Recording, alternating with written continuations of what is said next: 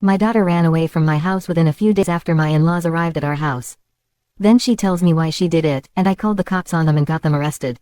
Now my husband is refusing to talk to me. I have recently been through something extremely traumatic, which led me to take some drastic actions against my husband's parents. Normally, I would have taken some time to think through everything, but it involved my daughter, and she is always my first priority.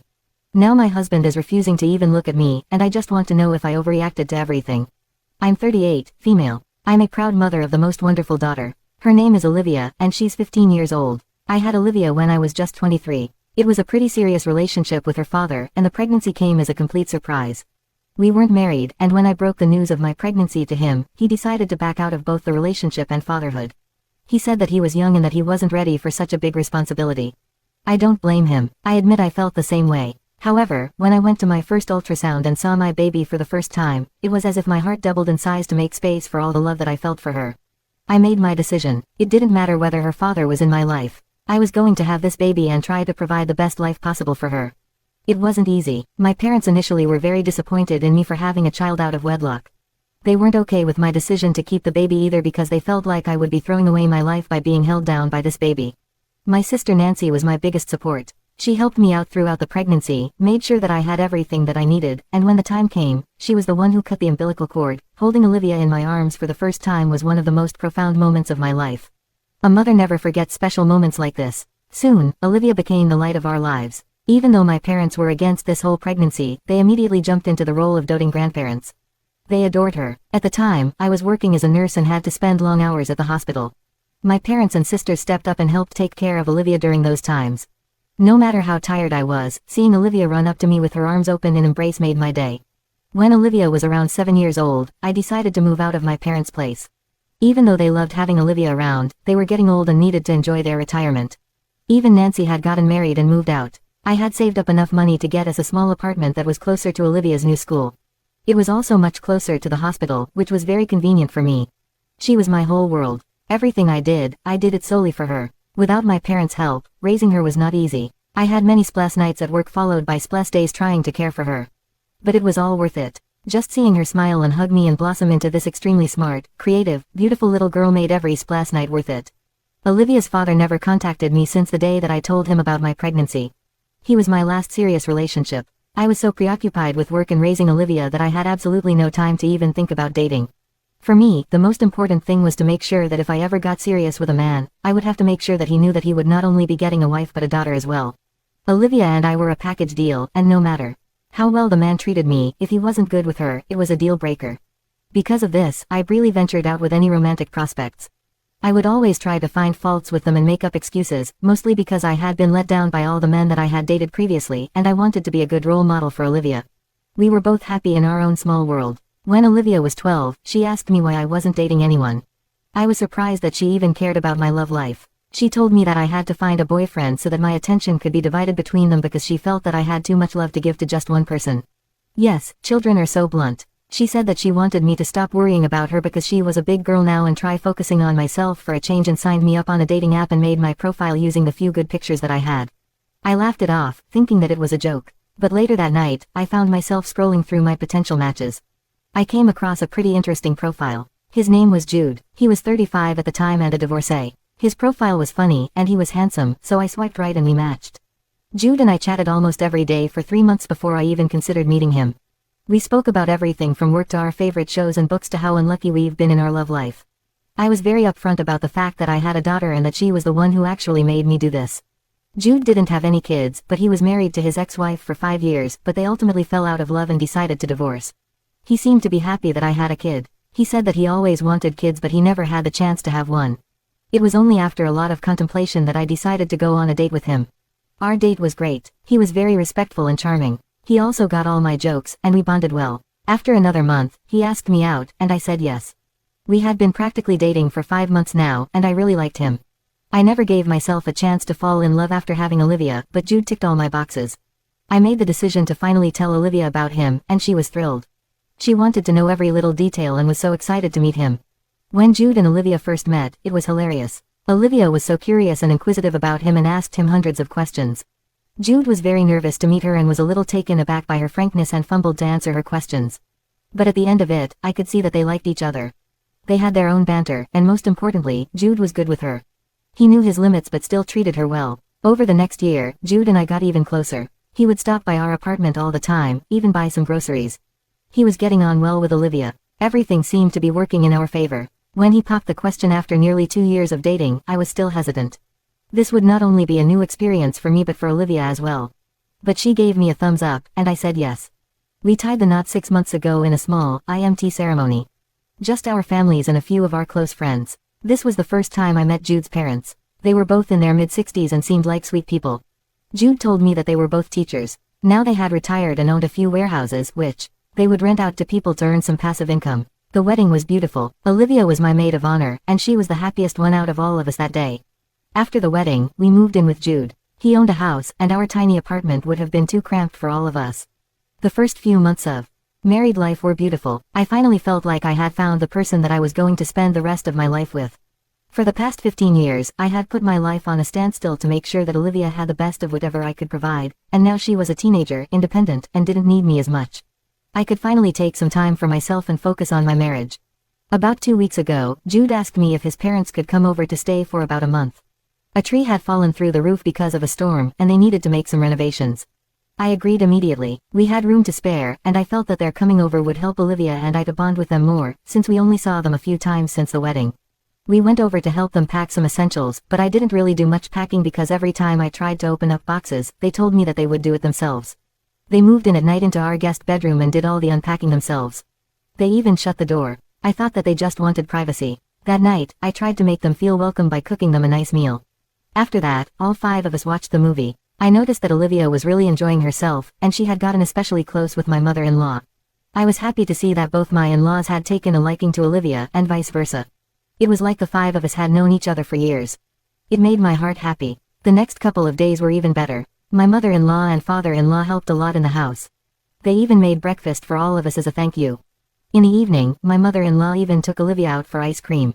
It seemed as if nothing could go wrong. But boy, was I wrong. Around a week ago, I noticed that Olivia was acting a little strange.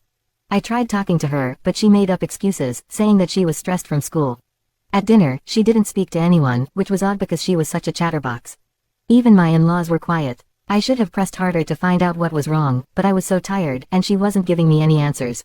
I went to bed, assuming that I would speak to her in the morning. The next day, however, Olivia was nowhere to be seen. This was normal because she'd sometimes leave super early in the morning to go to tennis classes. She'd usually leave a note or text me, but I thought that she might have forgotten this time. I went about my work, and by afternoon, I started feeling worried. Olivia always replied to my texts, but she hadn't responded to any of them so far. When I went back home in the evening, there was still no trace of her. Now I was panicking. I called the school to see if she had shown up, but they weren't reachable. I called up all of her friends to see if she was with them, but none of them had a clue. They said that she didn't go to class that day. I called up her tennis coach, and she hadn't shown up for that either.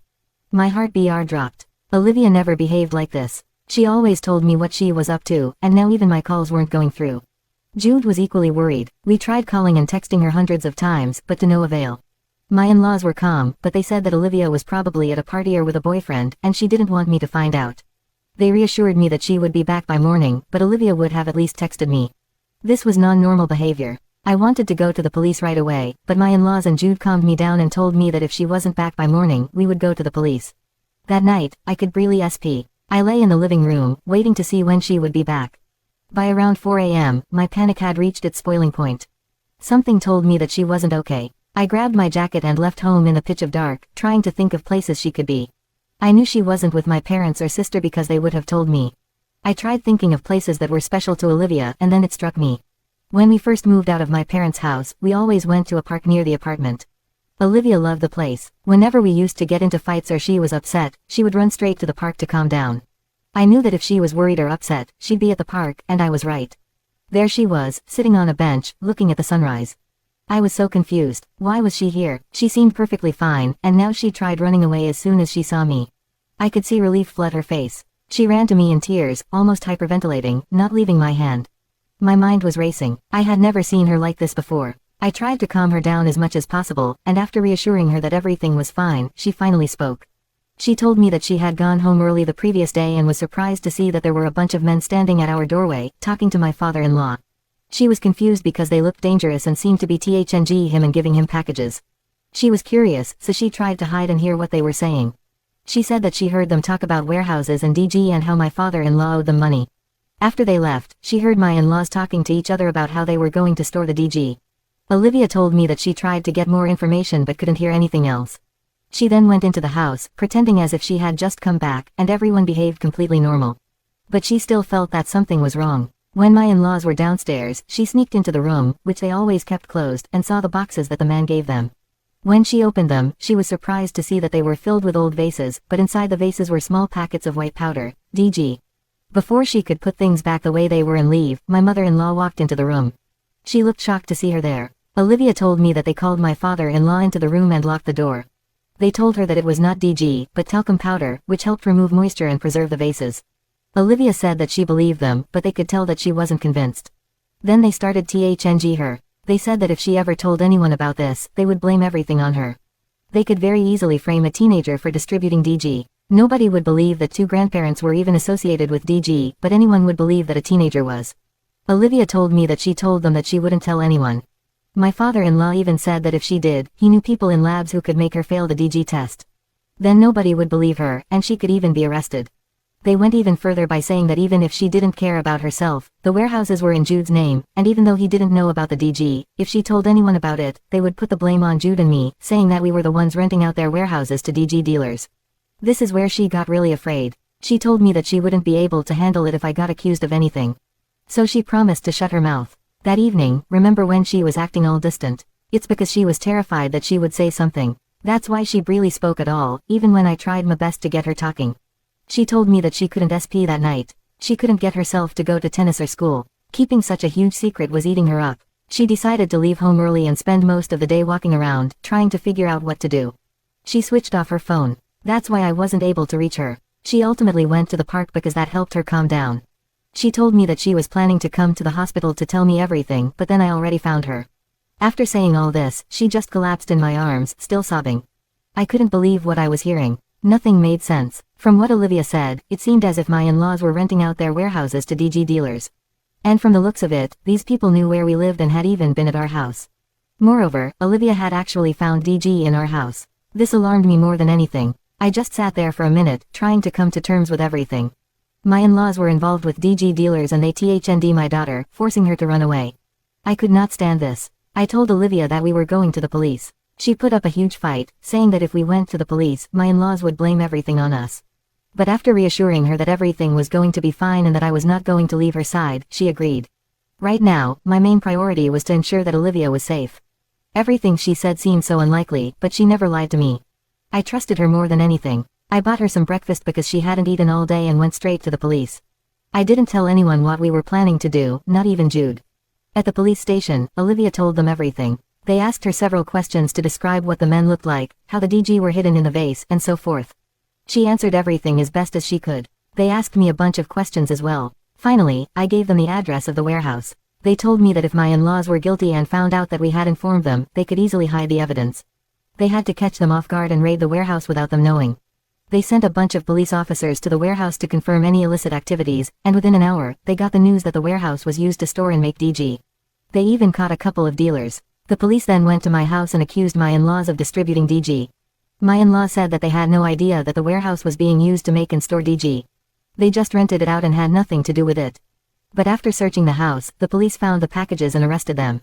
They kept saying that they were being framed and had no idea about anything. I met Jude at the police station and told him the whole story. I thought he would support me. Instead, he was furious with me and told me that his parents could be innocent and I was foolish to listen to a teenager and get them arrested without any proof and without even telling him. I was shocked that he was standing up for his parents after everything that happened. I guess he was in shock. But even though I tried talking to him, he wasn't even looking at me. It's been a week now. His parents are arrested, and Jude can't bail them out. They are going on trial. They still say that they have no connection to the DG dealers and are not guilty of the charges. Jude still isn't speaking to me. He is convinced that his parents are innocent. Do you think I should have told him before going to the cops? Hi everyone, many of you seem to agree with Jude and think that I should have at least told him before telling the cops. At the time, I was a mess. I had just learned some extremely unexpected news and my maternal instinct kicked in. My main goal was to make sure that my daughter was safe. That was my only priority as a parent. I think it's completely normal to go to any lengths to protect your child, and I still think that I made the right decision to go to the police. They found actual evidence of criminal activity, and I'm not sorry for what I did. I still stand by my decision. It's been a couple of weeks since I last posted. My in-laws are on trial. They finally admitted to being accomplices in the DG ring. Here's what I know, they did rent out their warehouses. Initially, it was being used as a storage space. Later, when they found out that the people were using it to make and store DG, they wanted to shut everything down. But the dealers offered them a big sum of money every month if they kept quiet and continued to let them use the space. Since they were retired and needed money, they agreed. However, they decided to buy a new house and took a loan from the dealers, which they never paid back. In return, the dealers now use their house to store some of the DG, and they even delivered the packages to certain people because nobody would suspect them. They pleaded guilty to everything, and now they could face up to 5 years in jail for being affiliated with not only DG dealers but other convicted felons too. I'm trying to keep it brief and vague for privacy's sake, but yeah, that's basically what happened. Yesterday, Jude is still refusing to speak to me or Olivia. I met him at court yesterday, and when his parents pleaded guilty, he was in disbelief. I still think that he was holding on to the hope that his parents were innocent. Olivia and I have been living with my sister and her family for the past week. I just couldn't bear to be around Jude because he kept looking at me as if I was guilty. I did what was best for my child, and hopefully he's able to see that what I did was right. He loves Olivia too, and I know that he's conflicted about this whole thing. I'm just going to give him space for now. My in-laws have been officially charged. They will be serving 5 years in prison and are eligible for parole. I finally spoke to Jude last night after the verdict. He broke down crying, saying that he never knew that his parents could do such a thing. My heart broke seeing him like this. He apologized to me and told me that he didn't want to believe what I was saying because he didn't want to see his parents suffer in jail. He refused to believe it until they pleaded guilty and the verdict was passed. He told me that it was extremely immature of him to throw all his frustrations on me when he knew that I was only doing what was best for Olivia. I can see where he's coming from. I mean, this whole thing was so unexpected. If he had accused my parents of doing something like this, even I would be angry. But I don't know what to do. I'm glad that he finally understood why I had to do the things the way I did, but he didn't speak to me for almost a month and wasn't even ready to hear an explanation. I still love him very much, but I think I need to take a step back. He needs to come to terms with what his parents have done, and I need to help him through that. I don't think I'm going to move back in just yet. I'm still going to give him space and be there for him. Hello, it's been ages. More than 6 months. Jude and I are okay. We moved back in with him 2 months ago. Both Olivia and I had long discussions with him about everything, and he has apologized multiple times for the way that he reacted. I can tell that he is genuinely sorry. Olivia and him are closer than ever. He has proved that he is a good father figure to her multiple times, and I'm happy to see that they're getting along. He apologized for not believing her, but I think she too knows that he was just in shock. Everything still feels unreal. Jude's parents are in custody, but I don't think that we're ever going to see them again. Jude was so furious about what his parents did that he promised to cut all contact with them, especially because they THND Olivia. For now, we're just taking things one day at a time. We don't know what the future holds, but we are all together and trying to get past this hurdle in our lives. I'm just glad that everyone is safe. And that was it for today's story.